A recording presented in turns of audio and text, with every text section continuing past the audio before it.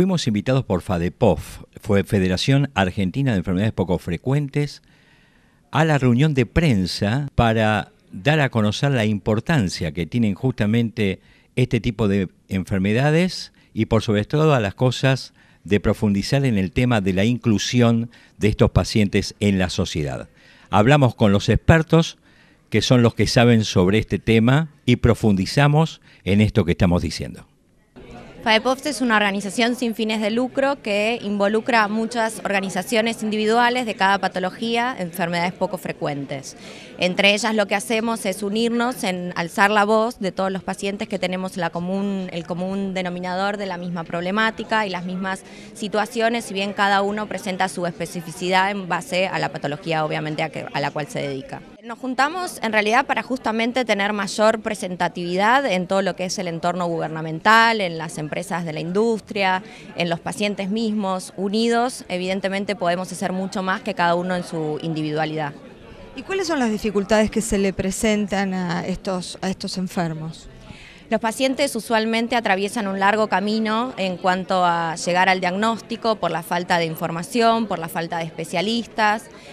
Hay un común denominador en esto que cuesta mucho llegar al diagnóstico y más o menos un promedio es de entre 1 y 3 años hasta poder dar realmente con ese diagnóstico diferencial. La ley de enfermedades poco frecuentes ya fue sancionada, ¿verdad? Pero ¿se ha reglamentado? La ley fue sancionada el 29 de junio del 2011, está prevista para la reglamentación, así que eso es a donde nosotros nos estamos abocando.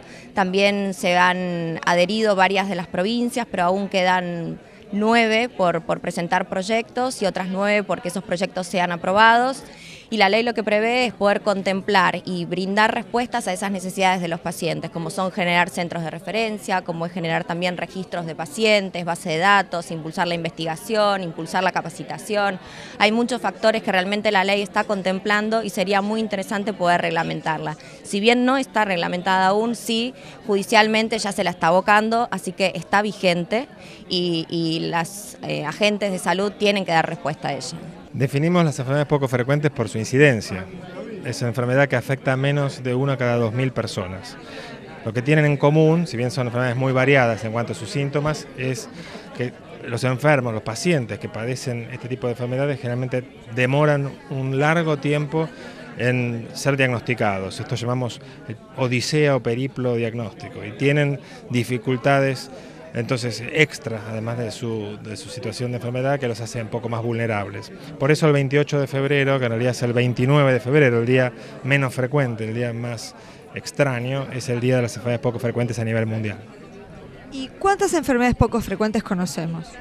Se habla de un número de 8.000, cerca de 8.000 enfermedades diferentes que afectan a esta cantidad de personas de uno en 2000, aunque hay enfermedades que pueden afectar a 1 cada 1 millón de personas. Son enfermedades genéticas en su gran mayoría, las hay también de tipo autoinmune, de tipo oncológicas, pero lo que tienen en común es esta situación de vulnerabilidad especial porque el paciente siente que está solo en el mundo, que es huérfano, que no tiene quien entienda lo que le pasa, que incluso los propios médicos cuando va a verlos y le dice lo que tiene, muchas veces lo miran como diciendo, no sé qué es lo que usted tiene. ¿Qué porcentaje de pacientes hay en Argentina? ¿Hay una estadística al respecto con enfermedades poco frecuentes? Creemos que hay entre un 6 a un 8% de la población general que padece alguna de todas estas enfermedades. En total son cerca de 3 millones de argentinos los que estarían padeciendo alguna de estas enfermedades. Todas estas enfermedades tienen sintomatología parecida a enfermedades comunes que podemos portar todos. Entonces, ¿cómo se llega a ese diagnóstico?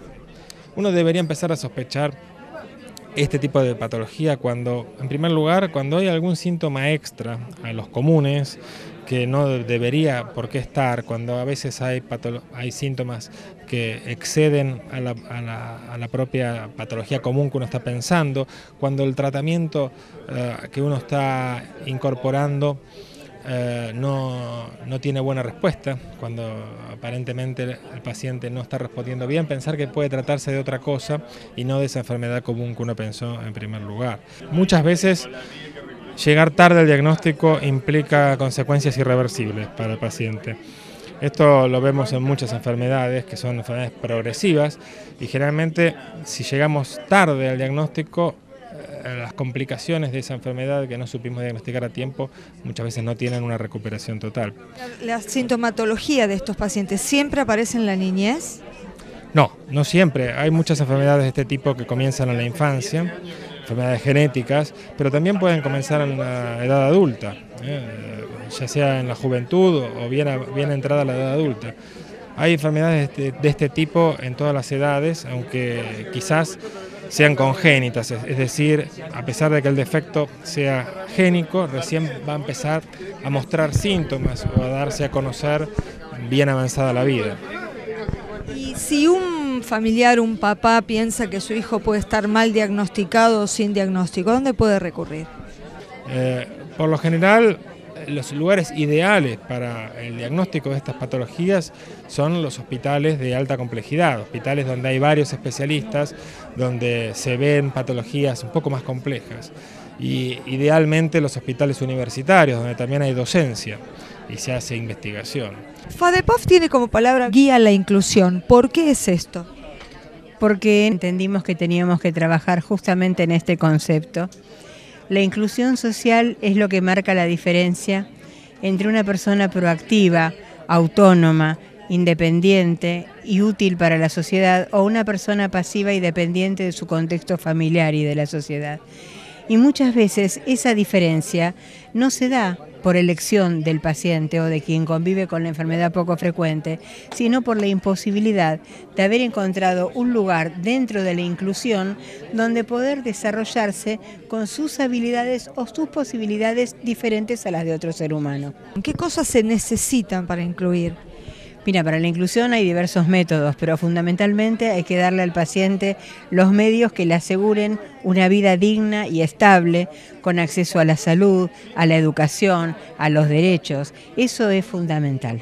Y nosotros entendimos que el concepto de inclusión y sobre todo el concepto de diversidad debíamos empezar a enseñarlo en las escuelas. Necesitamos que el chico aprenda que una condición distinta, que a veces ni siquiera tiene secuelas evidentes, sino simplemente una condición distinta que puede ser permanente o puede ser transitoria, porque la persona que convive con la enfermedad está pasando por su tratamiento, no lo puede dejar afuera, no se lo puede excluir. En realidad hay que entender qué es eso. El chico tiene que aprender que la diversidad es una cualidad distinta. El rubio no es igual al morocho, pero los dos son útiles y los dos pueden convivir.